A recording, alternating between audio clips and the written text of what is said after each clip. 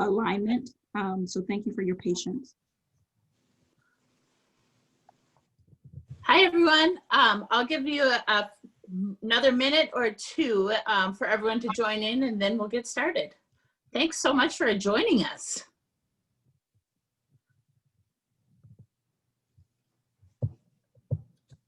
So I guess I can go over some quick announcements. If you haven't already done this, if you can make sure that your devices are on mute. There will be a time for questions, and then we can have you take yourself off of mute then. There's also closed captioning on the bottom, and we have Spanish translators available for us as well.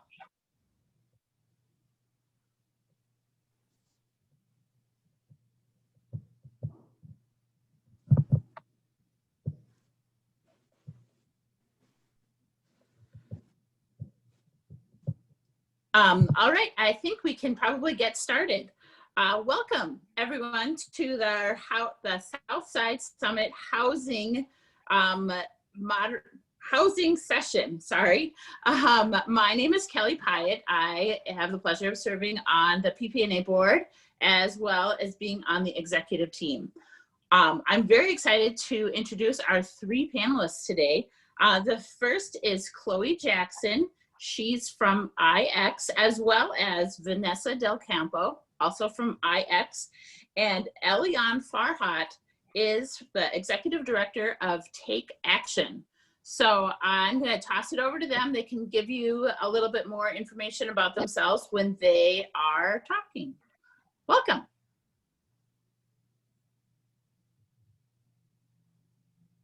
Chloe, do you want to start? All right. Hi. Again, my name is Chloe Jackson. I am an organizer and also board chair of Inquilinxs Unidos por Justicia, or Renters United for Justice. We are a nonprofit grassroots organization, and we fight for renters' rights. We organize tenants, so we don't fight like that, but we definitely organize tenants to get proper education and give them encouragement. And I'm gonna pass this to Vanessa.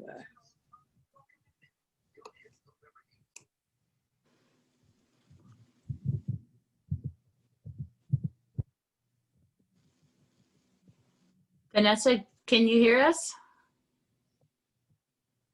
All right, do you want to take it away?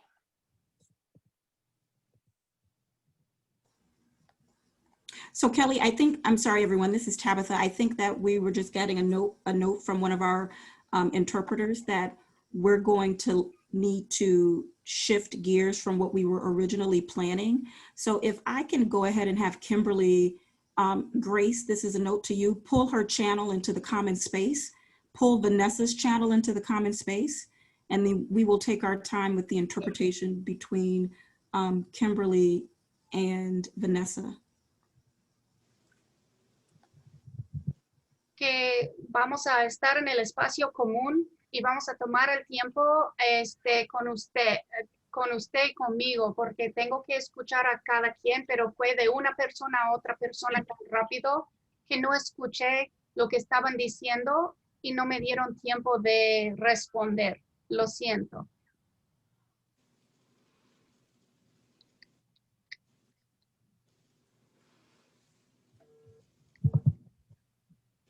Okay, I think if you could just repeat the question.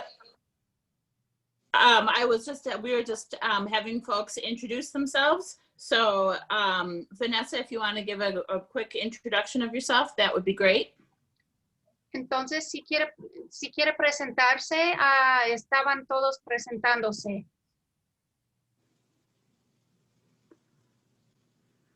Hola, ¿qué tal? Mi nombre es Vanessa del Campo. Hey, what's up? My name is Vanessa Ocampo. Estoy en la organización Inquilinos Unidos por Justicia. I'm in the organization of Tenants United for Equality. Mi pronombre es ella. And I use the term she. Estoy agradecida por la invitación. Espero que tener un poco de paciencia, por favor, referente a la interpretación. I'm grateful to have this opportunity, and I'm hoping you guys will have a little bit of patience with the interpretation. Thank you, Vanessa. Elianne, do you want to give a brief introduction? Elianne va a presentarse. Good evening, everyone. My name's Elianne Farhat. I use she, her pronouns. I'm the executive director at TakeAction, Minnesota. Buenas noches todos. Mi nombre es Elianne Farhat. Uso el pronombre ella. I'm sorry, the organization TakeAction. Minnesota, Soy parte de la organización TakeAction Minnesota. Great.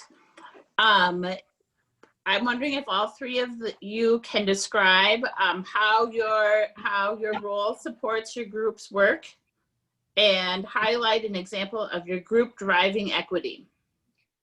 Entonces, quisiera escuchar de cada uno sobre su papel en la organización, en sus organizaciones y cómo están trabajando para igualdad.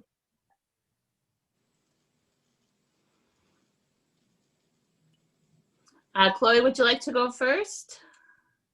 Elianne? No quiere ir primero.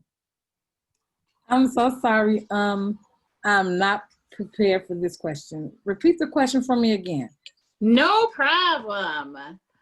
Can you describe how your role supports your group's work and also highlight an example of your group driving equity? Quería repetir la pregunta. Okay. As an organizer, my role, oh my goodness.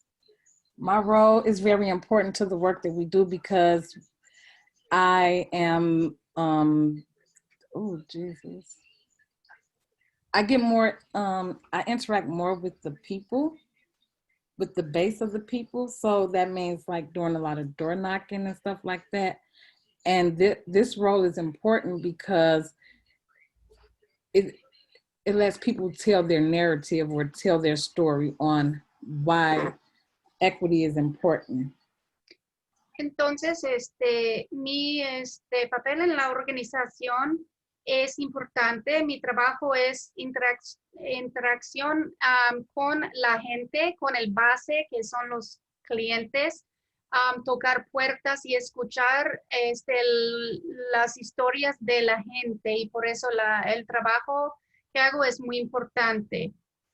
And I also provide encouragement, and I help out with direct strategies for coming up with equity. Y también proveo apoyo y buscar estrategias para la igualdad. Thank you, Chloe. Elianne, would you like to answer the same questions? Elianne va a contestar ahora. Yeah, I'm happy to. You know, my role as the executive director at TakeAction is to lead the organization to realize the mission and demands of our members. Entonces, mi papel en la organización es I'm sorry, what's the mission? To realize?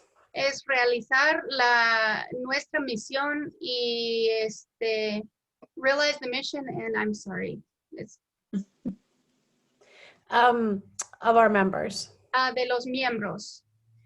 So TakeAction is a statewide membership organization building multiracial, working class, independent political power. Entonces, la organización es por todo el estado y es de varias razas, uniendo varias razas para poder político. and we're building that power to achieve racial, economic, and gender justice across our state.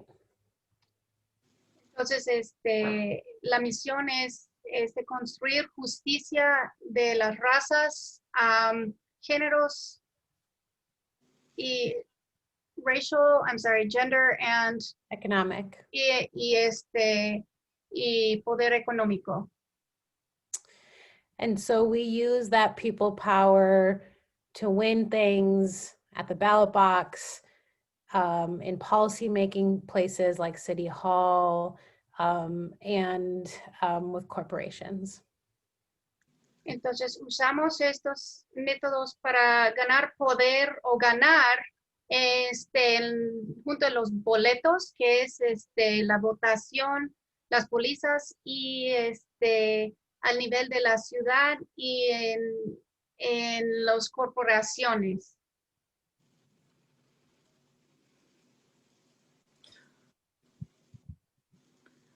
Thank you, Elianne. Vanessa, can we hear from you? Gracias, Elianne. Vanessa, ¿quiere presentarse?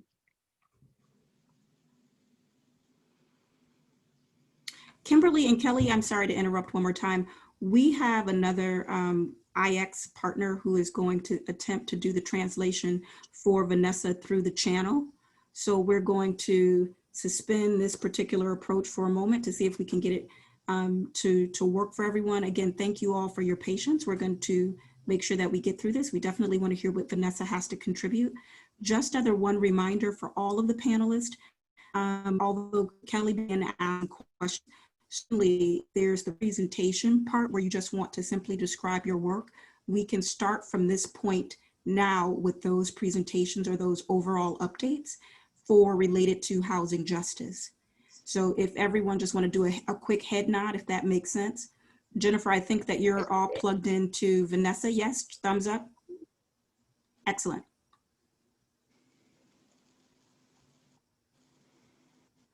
So are we on standby then? Yes, Kimberly and Carrie, if you can be on standby for a moment, that would be great, just to make sure that this will work. And then Kelly, I think where we're going to pick up is just simply by starting with IX first. If IX between Chloe and Vanessa would go ahead and describe your work within the organization related to housing justice and housing justice overall, how you want to share with this group the work that IX does in however way you choose. And then we will ask some questions after your presentation. So Chloe, can we start with you? Is that okay? Okay, so that's okay. So Jennifer, are you going, if you want to go ahead, Grace, I need you to come off the back channel and help me understand if we want Kimberly or Carrie to then do the translation for the rest of the participants after Jennifer translates for Vanessa. Yep, so we can switch to Carrie. Carrie, after Vanessa speaks in Spanish, will you please translate her answers into English? Jennifer is going to translate for Vanessa on the back end.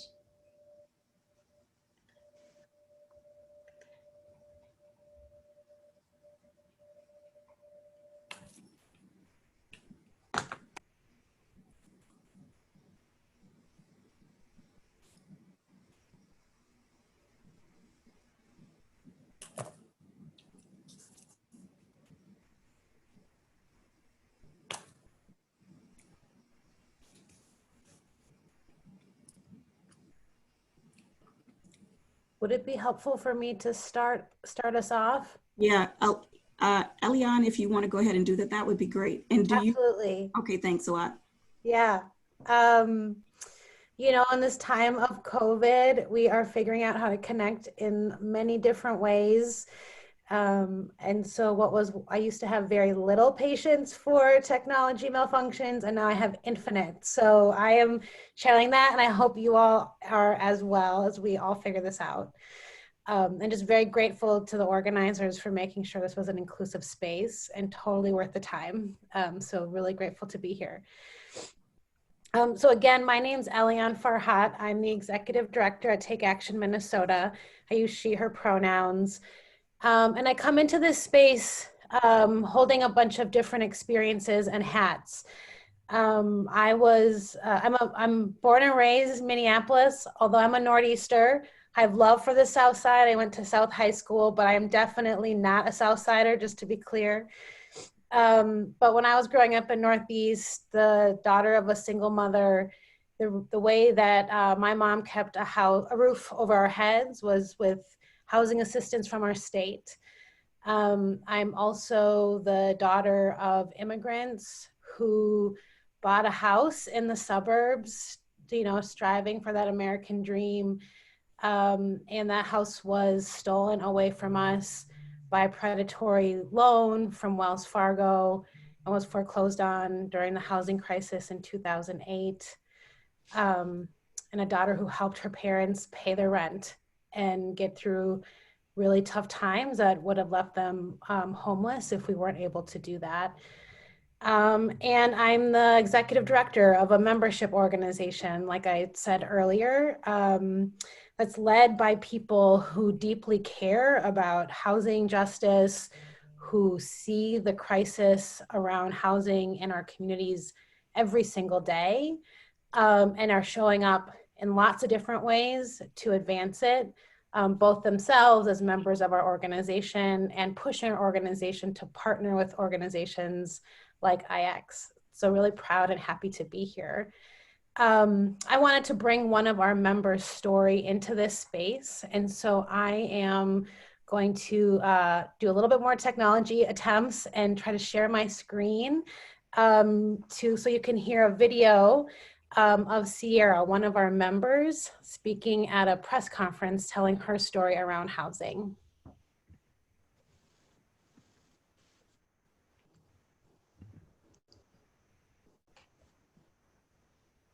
Can everyone see that? Thumbs up. All right, and I'm going to play. Actually, can I move this? Sierra Brown, frontline worker from my hometown of Minneapolis, Minnesota. Hello, everyone. My name's Sierra Brown, and I'm a leader with TakeAction Minnesota and People's Action. I'm also an essential worker at Sam's Club in central Minnesota. And I'm also a student at St. Cloud State majoring in political science and criminal justice, and also a tenant. And because I'm considered an essential worker right now, I'm fine. I can pay my rent, but my community is not okay. I grew up in Minneapolis. My community has been hurting when it comes to housing. Rent is expensive and the wages do not match up. Most people I know are living paycheck to paycheck. And now because of the pandemic, most of my family has been laid off of their jobs. So they went from low, pay to no pay. And so how can we expect people to pay their bills? And my sister and her husband rent a house and, are unable to pay their rent because he's been in a bad car accident, he cannot work, and now she's been laid off because of the pandemic. And, they're making choices between being able to provide food for their children and paying their rent, and are worried about becoming homeless. So how are we letting this happen, in the richest country in the world? We all know this virus doesn't discriminate based on race or class, but our social systems were already doing that before the pandemic hit. People like me, working class people of color, are forced to expose ourselves and work so that we can cover our bills. We are getting sick and dying at a higher rate, and we are going to be facing a pile of debt and mass displacement if the government does not step in and take action. Today, I'm so proud of my Congresswoman, Representative Ilhan Omar, is introducing the Rent and Mortgage Cancellation Act. My community needs this very bad. My sister would probably cry, if they were able to secure this rent suspension. It would be such a relief, and it is a relief that my sister and my community deserves. We need rent and mortgage suspension today. We need to overhaul our systems entirely and win a home guarantee for tomorrow. Thank you.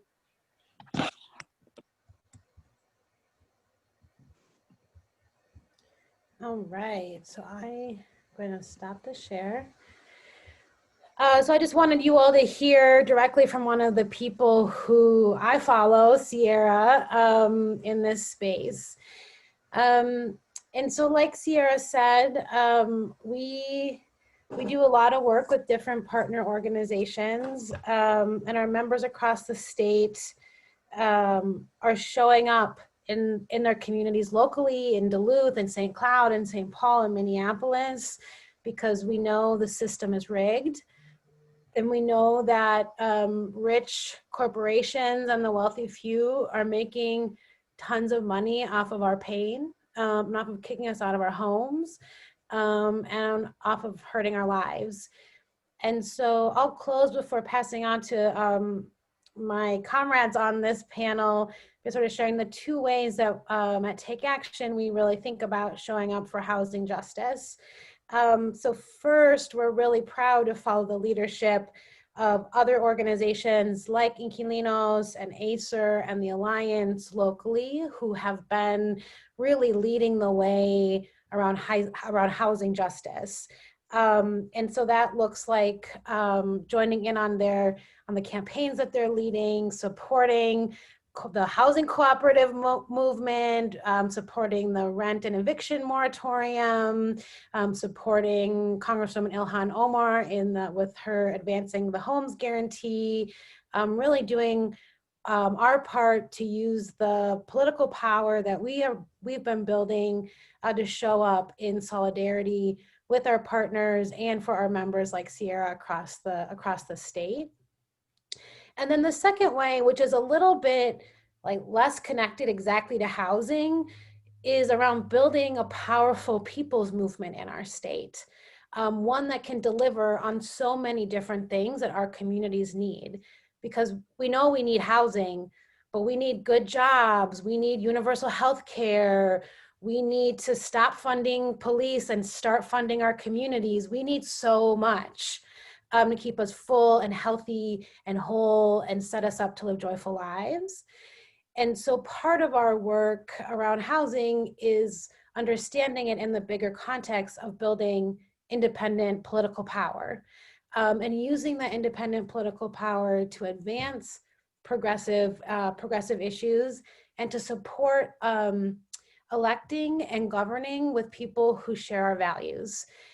So very proud to work on campaigns across the state that really elevate our issues, really proud to partner with elected officials like Councilmember Mitra Jalali in St. Paul, like Congresswoman Ilhan Omar, like so many elected officials leading across the state who are accountable and connected to our movement to ensure that at every single level of government, we have people we increasingly have people who represent us and who are ready to fight for our people and our issues while they're in office. And so we both work on issues in partnership and campaigns in partnership, and really think about what is our role in building a broad, powerful movement ecosystem that can deliver housing justice and so much more for all of our people. Thanks, Elianne. That was awesome. Chloe and Vanessa, are you guys ready? Yeah, Bonnie, you want to go first and then I'll piggyback off you? Okay. Claro. Quiero repetir, mi nombre es Vanessa del Campo, de la organización Inquilinos Unidos. Mi pronombre es ella. Le quería decir, Vanessa, perdón, si puede tratar de decirlo como cada una o dos oraciones, así yo puedo interpretar exactamente lo que me está diciendo y no pierdo nada, ¿sí? Perfecto. Y si podemos volverlo a hacer, así lo puedo. Mi nombre es Vanessa del Campo. My name is Vanessa del Campo.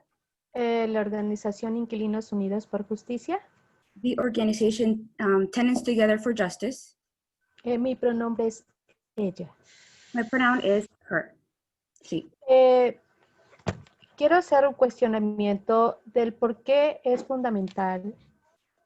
I want to ask a question about why is it fundamental Aumentar el acceso en viviendas to increase the access in housing asequibles en nuestras comunidades. accessible in our communities. Debido a la pandemia, Because que of the la pandemic, mayoría de las comunidades hemos padecido A lot of the communities have been suffering y el desempleo, in unemployment. nos hemos dado cuenta de que nuestras comunidades han sido maltratadas y que I realize that our communities have been mistreated lamentablemente no hemos tenido ese cobijo de tener una vivienda asequible. and unfortunately we haven't had that comfort of knowing that we have accessible housing. El que algunas comunidades tengan que algunas comunidades han sido desplazadas And some communities have been moved debido a que no pueden pagar los alquileres. due to them not being able to pay rent. Es muy preocupante para nosotros lo que estamos viviendo ahora. It's very worrisome for us that we're going through this. ¿Cómo nosotros podemos favorecer a una comunidad en el cual la mayoría de los emporios están tratando? ¿Puede repetir, por favor? La mayoría de los emporios están tratando The majority of the emporium are trying to hacer edificios hermosamente grandes, building really beautiful big buildings, pero que lamentablemente nuestras comunidades no pueden ir a vivir ahí. but unfortunately our communities cannot live in those buildings. Entonces, ¿qué podemos hacer nosotros como asociaciones? El enriquecer y sobre todo So what can we do as an organization for enrichment y sobre todo hacer que las comunidades vivan una vivienda asequible y que todos tenemos ese derecho como seres humanos? especially for our communities to be able to have accessible housing, because we all have that right as humans. Nosotros como comunidad, Un Cielo Sin Límite, As a community, a sky with no limits, padecimos mucho en un inicio we struggle a lot at the beginning porque no teníamos esa oportunidad. because we didn't have that opportunity. Vivimos horrores con un dueño a que vivimos 3 desalojos. We were moved 3 times. We experienced horrible things with the landlord. Y fue muy difícil para nosotros. It was very hard for us. Pero sin embargo, hemos construido comunidad, But even then, we built the community, liderazgo, leadership, información, information, y eso ha permitido que nuestra comunidad esté integrada para que en futuras comunidades and that has allowed our communities to be integrated for future communities no tengan que pasar lo mismo que nosotros tuvimos que pasar. so that they don't have to go through the same things that we had to experience. Estamos muy preocupados por la situación que muchas familias están viviendo hoy en cuestión de vivienda. We are very concerned about the situation that a lot of families are experiencing today. In regards to housing. Estamos preocupadas por ello, pero al mismo tiempo queremos fortalecer esas comunidades And we're very concerned about those communities, but at the same time, we want to bring strength to those communities. We want to strengthen those communities. que el gobierno pueda permitirnos por medio de TOPA So that the government can allow us through TOPA hacer asequible su casa y que ellos permitan comprar su casa por medio de ellos. so that they have accessible housing and so that they're allowed to buy houses through them.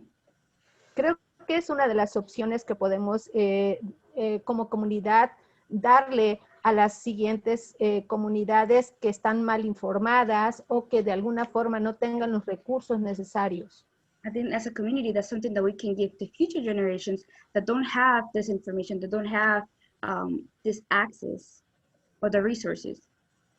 Pero quiero también darle la palabra a mi amiga Chloe porque ella también abundará sobre este punto que es muy importante enriquecer.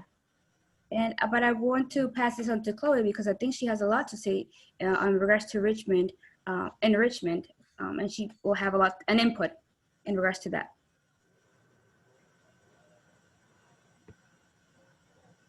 Thank you, baby. You did great. So I'm gonna reintroduce myself again. I'm Chloe Jackson. My pronouns are she, her, hers. I am an organizer with IX, Inquilinxs, Renters United for Justice. Okay, I don't know what else I could say to what everybody has said because they all touched on everything, so they did great. But I'm just gonna give a little background about the cooperative that Vanessa was talking about, the Sky Without Limits. We are a group, but we are a family. We're not a group, we're a family. It's about 34 of us in this cooperative right now. We are all different races, Black folks, brown folks, West African families. We have some Caucasian people. And there was times where people were telling us that we wouldn't be able to form this cooperative, right? There were times where people were saying like, no, you guys aren't gonna make it. And so we, like Vanessa said, we went through a lot of things here. We've faced evictions and things like that. And that's why this is very important. This is one of those ways for us to have housing justice, because imagine if Minneapolis had way more diverse cooperatives with different ethnicities and stuff. It'll be like really good, a great utopia maybe. Everybody will be learning from each other. Everyone will be supportive of each other as well. This work is important because there are a lot of people out there who don't have the opportunities that me and Vanessa and other folks in my buildings have had. Most people get displaced because they're priced out. And it's unfortunate. Right now we're here in the United States, we have a really bad homeless pandemic. That's a pandemic to me. The homelessness that people are experiencing is a pandemic on top of coronavirus. So it's two pandemics happening and we're trying to tackle those things. And in order to be able to tackle the pandemic of homelessness, you have to have the people that's most affected at these tables. The people that need to be there are the people that's Black and brown, indigenous folks, trans folks, queer folks, femme folks, single parent mothers, single parent fathers. We need to be at these tables. And I'm gonna leave it at that so we can get on to our next question. And I'm gonna pass it back to you, Kelly. Thanks, Chloe. That was amazing. I think the next thing we're going to move on to is, I see that Jendai has been busy creating some art. I'm wondering if you can share some of the key themes that you have picked up on. And then also, if anyone has any ideas, we can add those into the chat for things to him to add as well.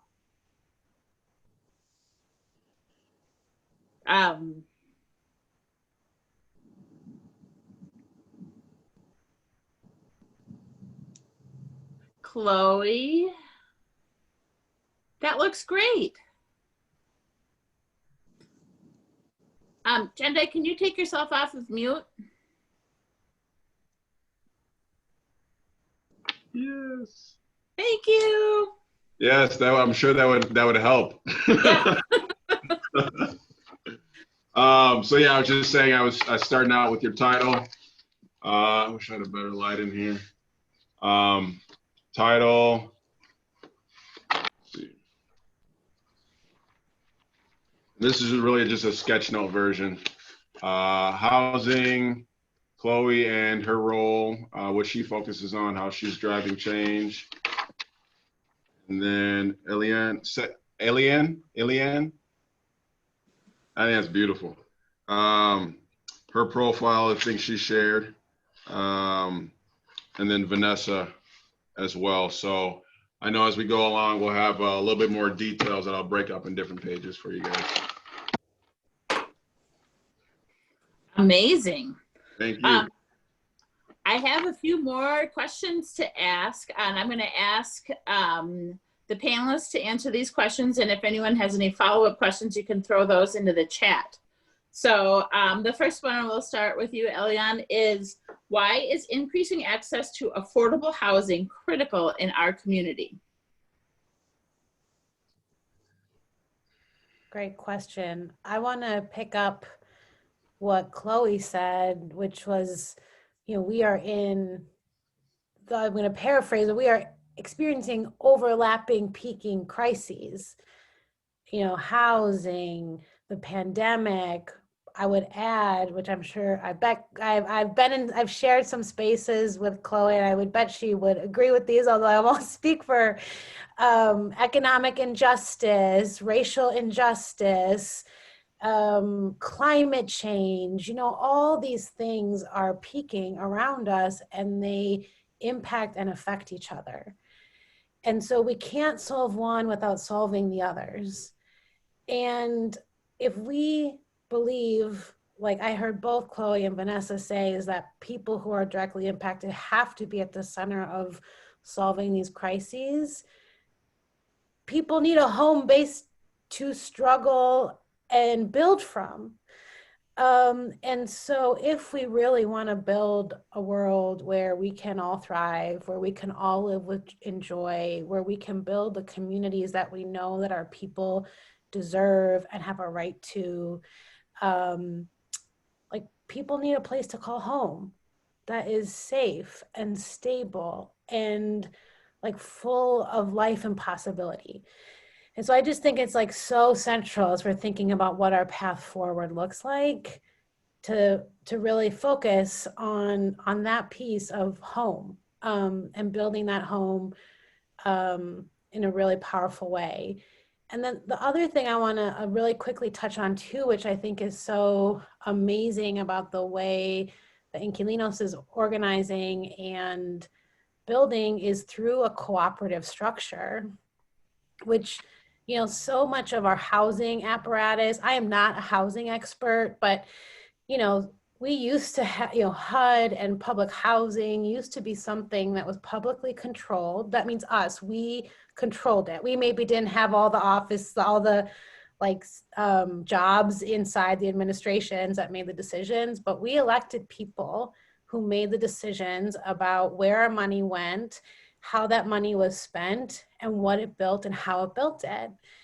And all of that money got sucked up by corporations. It all got privatized, and now they are making all this money, like the big wealthy corporations and developers are making all this money by like taking our homes away and giving us places that are not places that we want to call home. We want something better.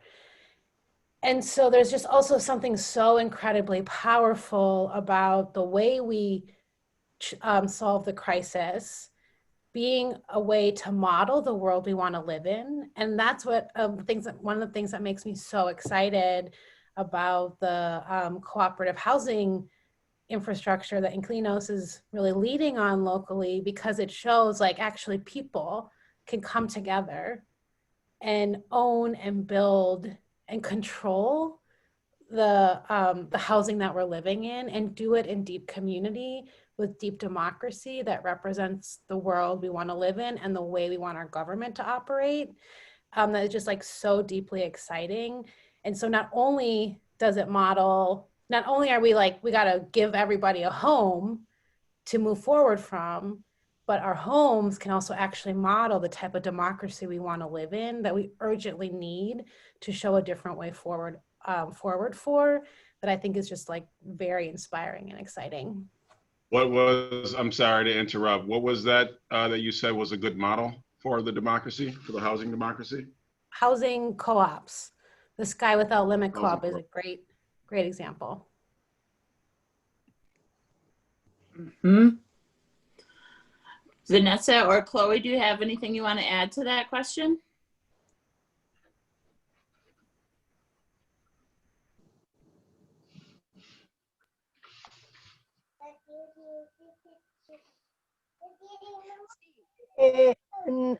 Comento y reitero.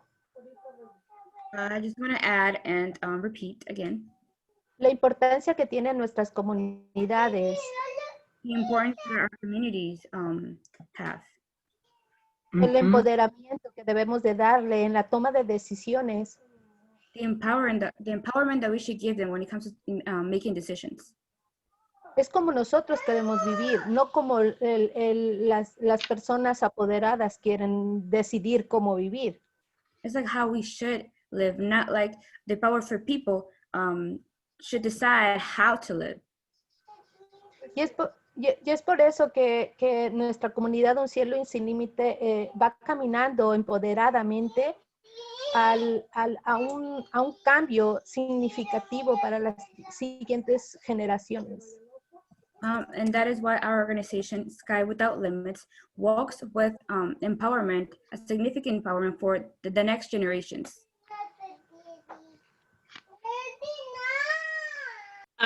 Vanessa, could you say what you think needs to happen for our community to understand the need for a co-op?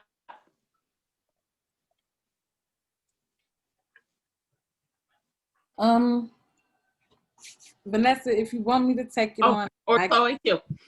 Thank you. If you want to, but I can definitely take this on. Okay. So what needs to happen for the community to better understand the need for solutions? Like I said before, one thing is that they need to have the people that's directly affected at these tables. Because people cannot make decisions on affordable housing, if there is a such thing as affordable housing, without the folks that's directly affected. I wouldn't want a developer like Dominion at the table to say what's best for me and my neighbors when it comes to affordable housing. I wouldn't want Whoring Properties sitting at the table saying, hey, a one bedroom should be $1,300 for this single parent mother here, or for this person who makes lower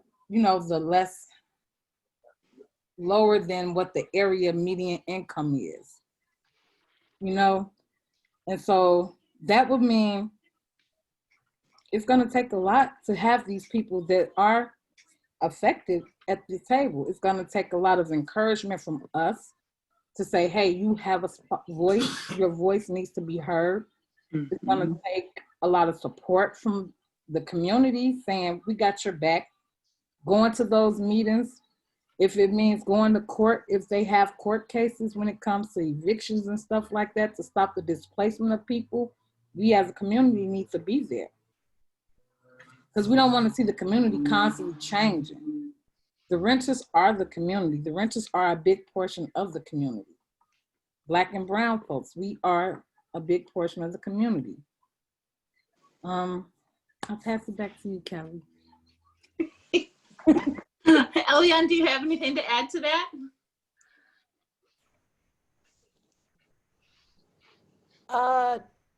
No, Just if you have any solutions, any other solutions for our community to solve the housing crisis? My simple answer to that is tax the rich. That's how we solve most of our problems. There's just a sinful amount of money being hoarded at the very, very top. And it's all of our labor that is producing all that wealth. And also, as I mentioned before, it's our tax money that they're then stealing out of our public infrastructure, putting into their private infrastructure to make them richer off of our pain and suffering and death. And it's like, yeah, I said it's sinful. And we shouldn't stand for it. And so, I think we got to tax the rich.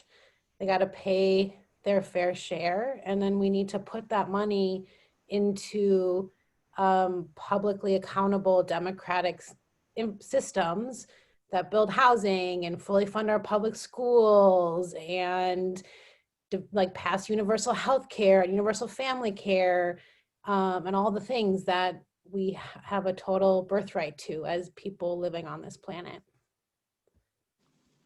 Yeah. Chloe, do you have anything you want to add? Yes, I forgot this. There's also two more things actually. We can have cooperative housing, and we need to have TOPA. That's Tenant Opportunity to Purchase Act. We do need that. If TOPA, if we had TOPA in place, it would have been more easier for us to obtain these buildings here at the cooperative. And what TOPA does is allows the renters the opportunity to purchase their homes before the homes go on the market. So that would stop a lot of displacement of folks, for real. Imagine if people were able to organize themselves before their homes, their buildings or their single family homes were put on the market for some private owner to come up and buy. These people will be able to actually have it. And they'll be like, okay, well, we can buy our homes like how we did. I Hey, love Chloe. that. Sorry to interrupt, Chloe. What was that acronym? TOPA, Tenant Opportunity to Purchase Act. It's not just so Minneapolis will be looking into it, but this is happening in the United States already. There's other states and cities that have developed this, and their TOPA has been successful. They have cooperatives based off this TOPA Act, and I think that we really need this.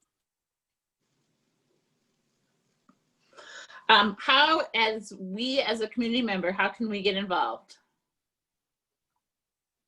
Support TOPA. Support TOPA. Are there other ways, smaller ways, bigger ways that we can get out there and we can support cooperatives. I have some links, but I'll email them not email them, I'll try to put them in the chat. Great, thank you.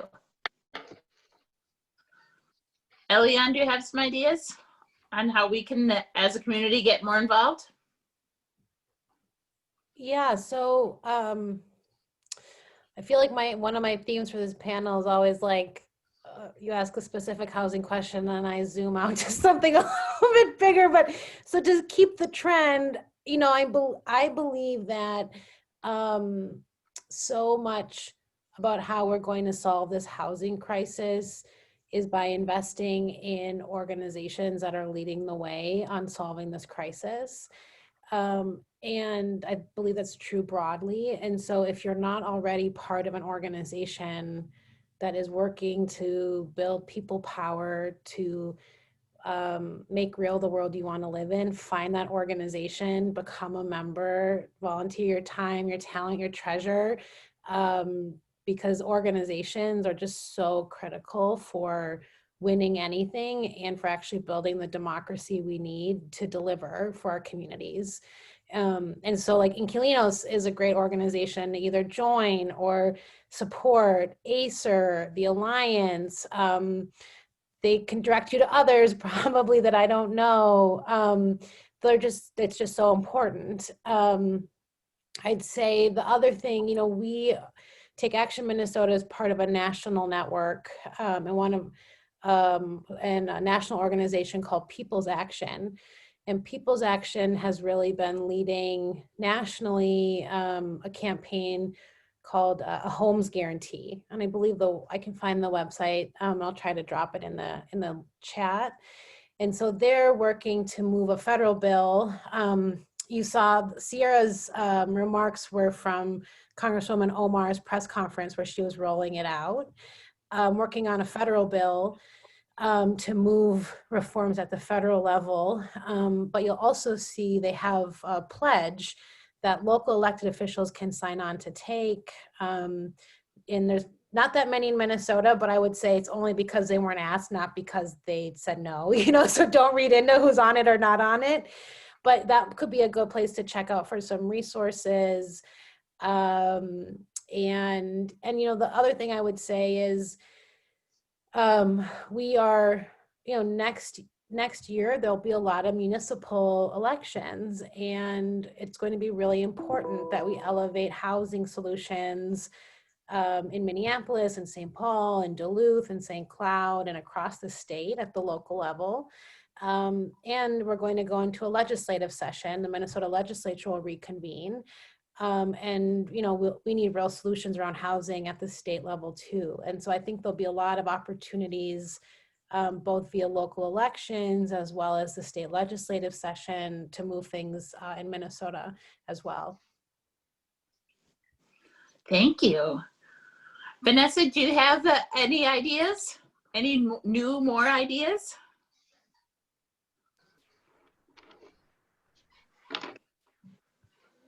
Creo que está más que dicho todo lo que se ha comentado hasta ahorita. I think they have said enough, everything that they've mentioned until now. Pero sí quisiera reiterar lo que mis compañeras acaban de comentar sobre TOPA. Para mí es muy importantísimo externarlo constantemente. But I want to repeat or highlight again what my coworkers have said about TOPA and how important it is to bring it out there. Impulsar esta póliza para que los concejales la aprueben, porque creo que es un punto importante para todas las comunidades. And for us to push it so that the councils can approve it, because I think it's an important step for our communities.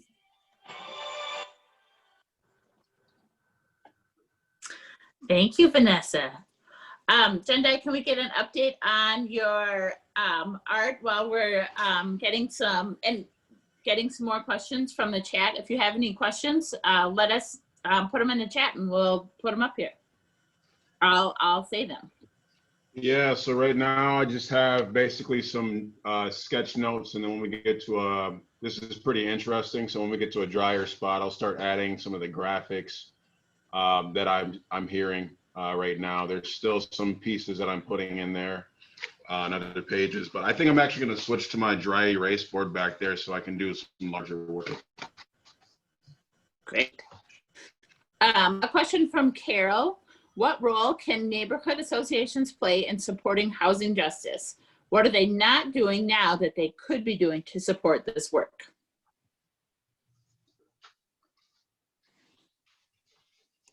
I think I have an answer for that. Oh, yes. So, okay. I know that my neighborhood association, the corporate neighborhood, they play a really good role in the cooperative. The executive director, she's been wonderful. She's come to court. So doing stuff like that, like if there's a tenant in their neighborhood, they could try to offer support. Like if they have court, like go to court with them. Offer any kind of way that they can support them. If that person needs help with getting a lawyer, try to have connections with saying, hey, connect them to Homeline or connect them to legal aid for work like that. I wouldn't say that neighborhoods aren't doing anything to support this work right now. I would just say that the work is so large that it's hard to focus on one specific thing. Mm-hmm. I agree. Yeah, what I would add, and I don't know a ton about, there's a lot of neighborhood associations across the city, and they show up in different ways around different things. What I would say is, local elected officials really do listen to neighborhood associations, and that is a powerful position for neighborhood associations to take seriously, and supporting campaigns that folks are moving. And then also neighborhood association to neighborhood association relations. And so, not all, like I said, not all neighborhood associations are the same. And so, yes, it's important to support local campaigns, and yes, it's important to hold your local elected officials connected to your neighborhood accountable. And I think it's important to make sure you're using your own network with similar organizations across the city to really push each other to show up, really fighting for justice. And I don't think all neighborhood associations always do that. And so I think that's an important role for neighborhood associations to think about their own network, their own sort of constituency and connections, and how to show up powerfully within that as well. Thank you. Tabitha,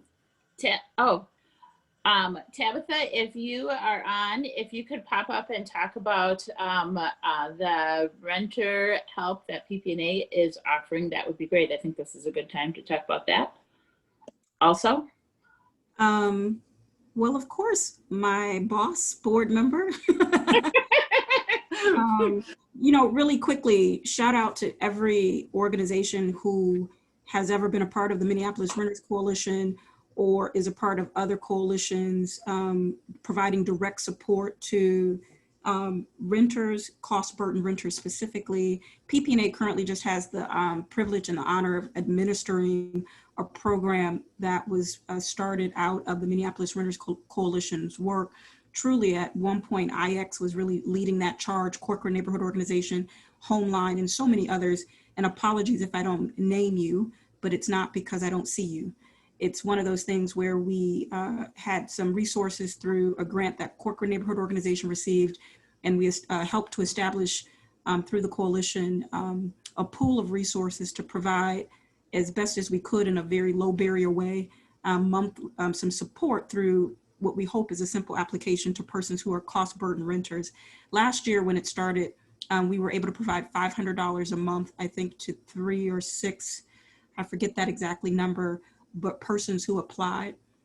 This year, those numbers on a quarterly basis have shifted. We altered the program a little bit to be able to provide people who were recipients or who become recipients with $300 a month on a quarterly basis.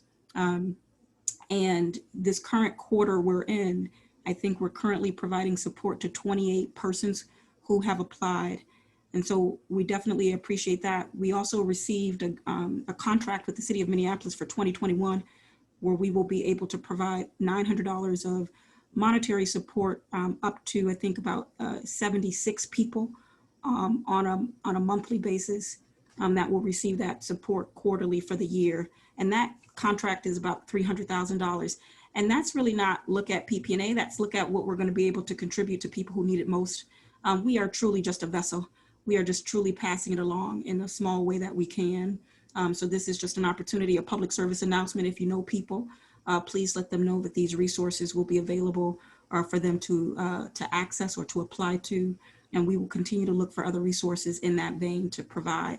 Again, that's just one thing that we're doing. Certainly don't want to take away from more so what IX and TakeAction Minnesota is lifting up and elevating when it really comes to grassroots mobilization through the work in the organizations that they serve. But thanks, Kelly, for the 30-second PSA opportunity. No problem. Another question for Vanessa and Chloe is from Julia. What was the process of forming the cooperative and what opportunities do you think there are for replicating the model? ¿Y cuáles son las oportunidades que usted piensa para replicar este modelo? El proceso de conformar la cooperativa se originó. The process how the court was originated. Porque, ¿sí está, ¿me escuchan bien? Can you guys hear me? Ok. Se originó debido a que estábamos viviendo momentos de dura situación en cuestiones de infraestructura.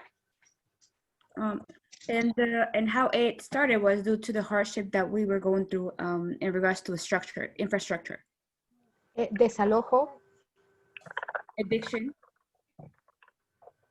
Y creo que uno de nuestros sueños y partió de esa necesidad. I think one of our dreams started due to that necessity. Nos conformamos a algunos líderes de edificio. ¿Puedes repetir eso, perdón? Nos conformamos a algunos líderes de edificio o nos reunimos. We gather with some of the building leaders. explicamos las necesidades que teníamos cada uno de nosotros. And we would explain all the necessities that each of us had. Eso ha durado tres años, vamos para 4 años. And that's been going on for 3, going to 4 years.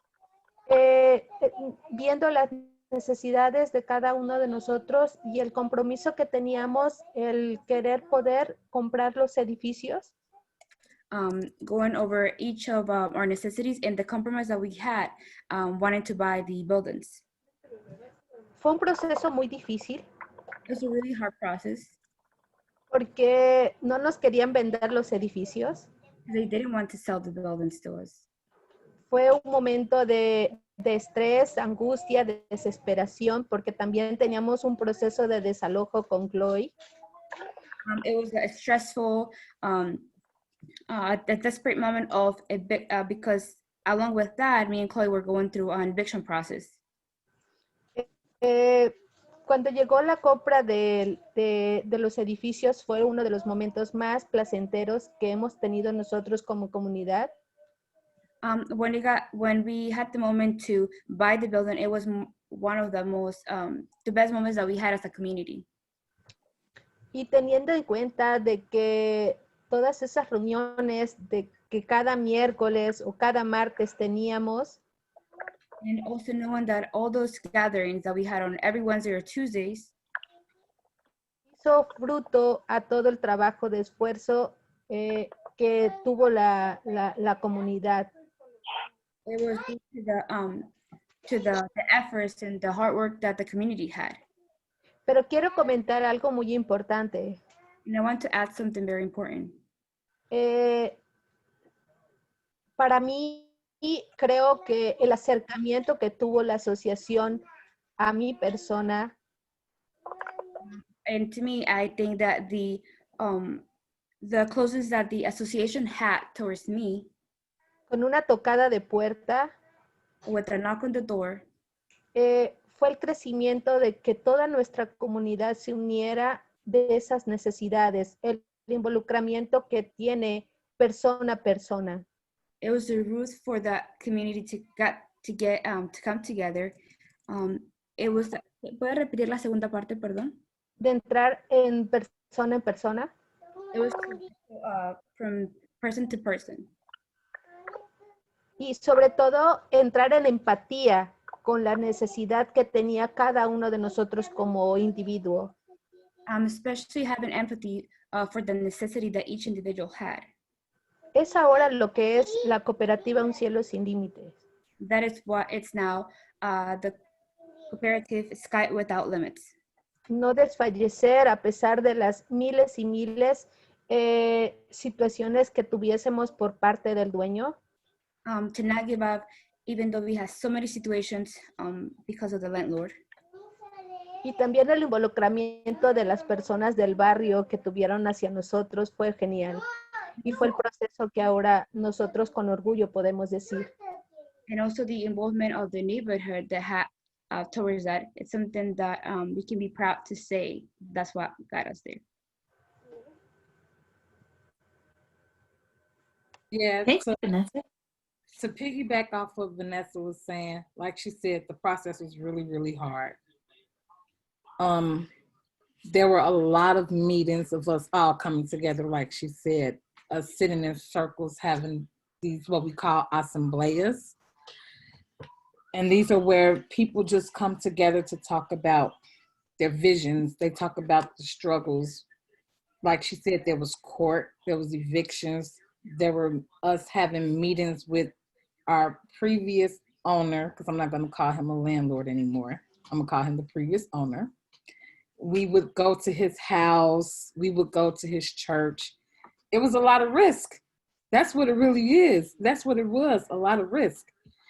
And do we think that there are opportunities for replicating this model? Of course. It's always opportunities out there. We want to make sure that everyone knows that it's going to be hard, but as long as if people are together and united and they all have the same long-term vision, not the short-term vision, that things will go through. People can't be thinking about it like, oh, my rent's going to be lower. But think about it as like long-term for the future.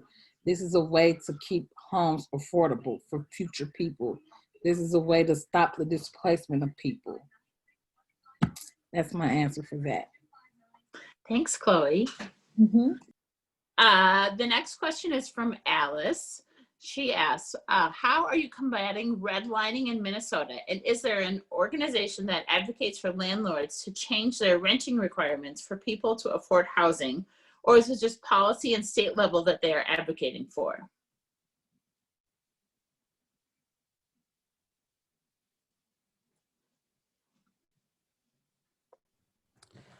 You know, I don't know the answer to that. I see Matt Colorado. See Jen Arnold on this call. She may have some expertise there. Others in the group might have some more expertise. I am not sure if there's anyone actually focusing on moving landlords and pressuring them themselves to act better. So I'd have to defer to others on the panel or in the conversation. Grace says that Jen had to leave, but we can contact her with further questions.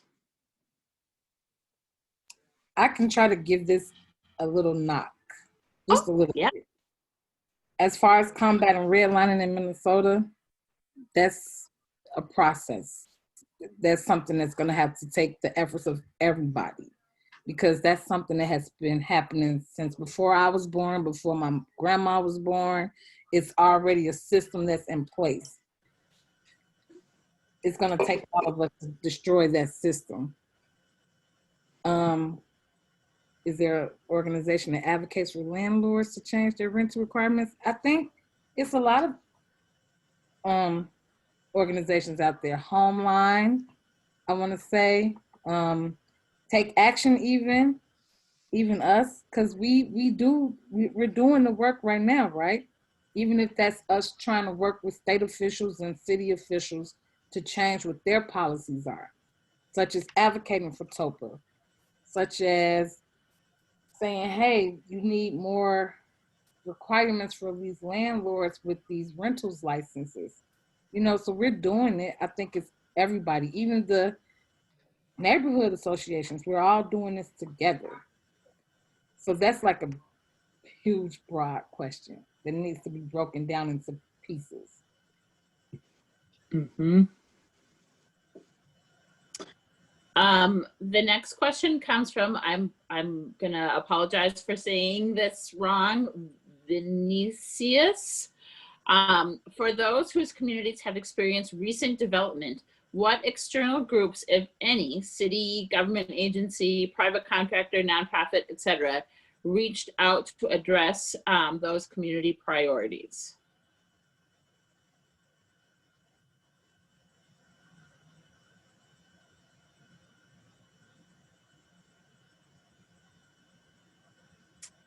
I think we probably can, Tabitha, if you're on here, we can talk a little bit about what has happened from the PP&A perspective.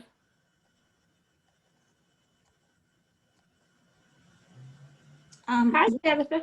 Hi, Carol. I love how you start by saying, if I'm still on here, like if I have an option to exit screen. No, I'm just teasing. What I can share is that there's several developments that have happened in specifically Powderhorn, where we are typically notified, or were notified by the city through the Community Planning and Economic Development Department that the project was happening. And we often were, in these three cases that I'm going to provide, or examples, were contacted by the developers themselves to share information about the project that we would either share through our social media, our blog post, emails if you're signed up for them, and where they've come as developers or nonprofit developers or organizations to present at board meetings and even our annual gathering. Three of those projects that come to mind is the current micro units that sit at the corner of Lake and Chicago, right next to Shy Lake Liquors, that was developed by John Wolf. That process was followed. the family partnership and their new headquarters that will sit between Bloomington and 16th off of Lake Street, as well as Project for Pride in Living and their housing development that will be along 16th Avenue, just south of Lake Street. Each of these are examples of fairly recent projects where I've seen attempted to either hold meetings themselves or engage in some meetings that we have. And in the midst of that, what I can also say, as much as they've requested community input, I think that a commonality is the struggle of the community really having their preferences and priorities integrated into the project when we don't exercise leverage, either with our voices or monetarily. It's hard to, from my experience and in my opinion, to deviate a project, specifically, let's say with the Lake and Chicago micro unit development. They were pleasant. And when the common theme from the community was centered around wanting to see affordable housing in the development, or the idea that micro units didn't seem to really fit with the core need of the types of families that we have in our community, the project moved forward because we did not have the right tool to disrupt it, whether it be through legislation or whether it be through community action. I still believe that there are paths for the community to pool our resources, pool our voices, and yet I would not be misleading to say that is very difficult if we don't have our elected and appointed partners also pulling in the same direction with us, so that developers feel beholden to activate against communities' preferences and priorities. Certainly can say more, but I think that that's plenty, and I appreciate the question. Yeah, I'll also put on my PPNA board hat and say there wasn't enough time for us to react to be able to change the developer's mind. At least that's what it felt like. Okay, moderator hat back on. Yeah, I'll jump in here too really quick. I feel like, so I got my I said earlier I'm from Minneapolis, but I got my organizing start in Chicago. And in Chicago, you can't get a meeting with an elected official for anything. It is so hard. At the city level, at the state level, like they won't meet with you. And I came back to Minnesota, and all of a sudden elected officials were the ones like picking up their office phone. You know, I mean, we can talk to our elected officials, they'll answer. They want to answer too. It's not like they got leaked. Like they're like, here's my cell phone, call me. Which is really good. It's really good that we have elected officials who want to be in communication with us. And I share that story because, you know, my experience of government in Minnesota, and especially Minneapolis, is that it does do a lot of engagement, and it really does strive to have processes in place to get input from community. But I think what Tabitha was saying, and even Kelly was saying, is that most often, not always, but most often, our input is asked for too late. A quick process is made to sort of manufacture some type of engagement. And the decisions are really already made. And the path has already been set. And we might be able to tinker a little bit around the edges of some of the decisions by the time we're invited in. But that's mostly as much as we can do. And so I just think it's so important as we're thinking about, you know, how do we actually influence the way development happens in our communities, to get really clear about who has the power to make these decisions, where are these decisions getting made, and how do we get in there? Because that's the thing that's going to actually allow us to build the type of communities that our people deserve. And so that does look like holding developers accountable and building more power than developers. And developers are always going to have more money than us, but we are always going to have more people than them. You know, I'm always reminded of all the times an elected official has said, this thing is not possible. And then with enough pressure, they suddenly find a way. And there's that saying, you know, like where there's a will, there's a way. And it's our job to like demand, to create the environment that gives no option but the political will and the political courage to get things done for our people. And so I say all that because I think like what we need to, as we're thinking about community input, community engagement, it's really essential that we make sure that we're not just being invited to tables that have already been set, but that we are actually setting the table and that we are actually creating the table and inviting other people to it. Which I think, again, like is like a powerful example of the Sky Without Limit Housing Cooperative, because it's saying we're setting the table. We're going to build this thing the way we want to build it with our control, and then inviting people to come to the table. And we're setting the agenda. And so the more we are being focused on setting the agenda and inviting elected officials and investors and others to the table because we are serious about building things, the more we're actually going to have the community input we need and desire to build the housing and other things that we want. Kelly? Yes. So I was just thinking that. How are you I every time I'm invited to a conversation, I have a really hard time holding my tongue because I'm involved in awesome conversations, especially ones based on housing. And from the start of the pandemic, this whole election thing, I've just been like racking my brain, and I've been recording by myself, trying to figure out solutions. Picking up off of what Elianne said is I've been feeling like we're constantly waiting, and we've been doing this for centuries, waiting for somebody else to provide us with the thing that we need. And it's frustrating. We feel like we have to, especially as the small individuals. But the power that we hold, like Blackout Tuesdays, is primarily in our finances. And so I just had this idea, and I'm throwing it out there, see what you guys think. You guys are the experts.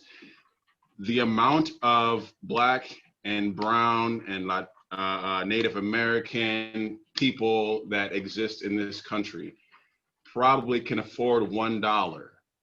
And if everybody contributed $1, that is trillions of dollars. How much land could we actually procure with that amount of money? It's a lot. There's a statistic that broke down like how much real estate could, what's his name from Amazon? I'm drawing a blank right now. Jeff Bezos. How much, what state could Jeff Bezos buy with the amount of money that he has? And it was still only like California, probably the entire West Coast, right? That's a lot of money, but he was able to actually buy his state. So us pulling our resources together on a small scale, we can actually buy the majority of the real estate in Minnesota. Thus, we can control what the developers build in our state. I don't know if that's possible. I'm just throwing it out there. It's probably super naive, but I just wanted to include that. I'll go back to my board. Actually, we're kind of getting to the close of the meeting. I'm wondering if is it possible for you to pick up the computer to bring us over to the board, or show us more, or take the board to us? Yeah. So this is, now I'm just starting to input all the information I got from the sketch notes. Trying to figure out where to place things. So we got our main topics. I don't know if you guys can see that.